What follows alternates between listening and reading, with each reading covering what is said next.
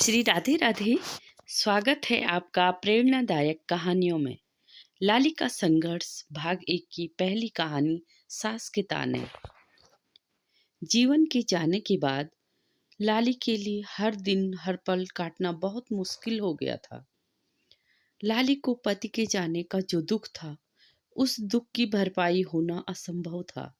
साथ ही थी जिम्मेदारी जो जीवन निभाता था, अब वो लाली के कंधों पर आ गई थी। पर लाली ने हार नहीं मानी। खुद को तो संभाला ही साथ अपने सास ससुर जी और ननद को भी संभाला। गांव में जो भी लाली के घर में संवेदना व्यक्त करने आता, लाली की सास जी रो रो कर अपने बेटे की मौत का जिम्मेदार लाली को ही ठहराती और कहती, 3 महीने में ही बहू मेरे बेटे को खा गई।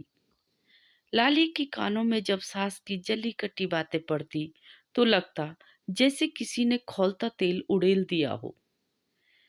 सास के हर वक्त के ताने और खुद का दुख समेटे लाली ये सोचती कि बेटे के जाने के गम में सास जी अपने आपे में नहीं है, और लाली चुपचाप अपने काम पर लगी रहती और सबका ख्याल रखती।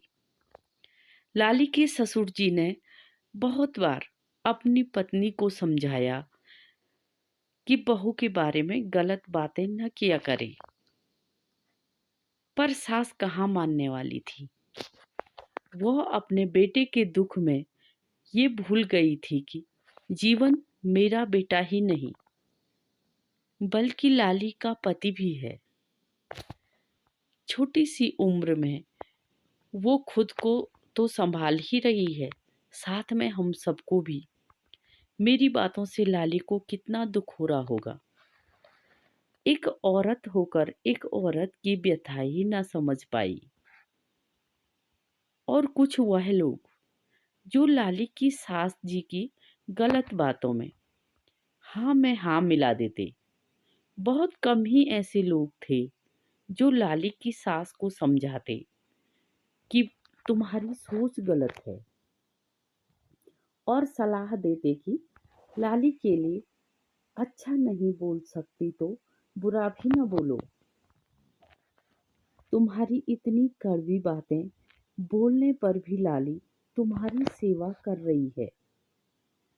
वो तो लाली संस्कार वाली है जो तुम्हारी गलत बातों को सुनकर भी अनसुना कर रही है और तुम सबका ख्याल रखती है। आगे की कहानी अगले अंक में। श्री राधे राधे। कहानी अच्छी लगी तो लाइक और सब्सक्राइब कीजिए।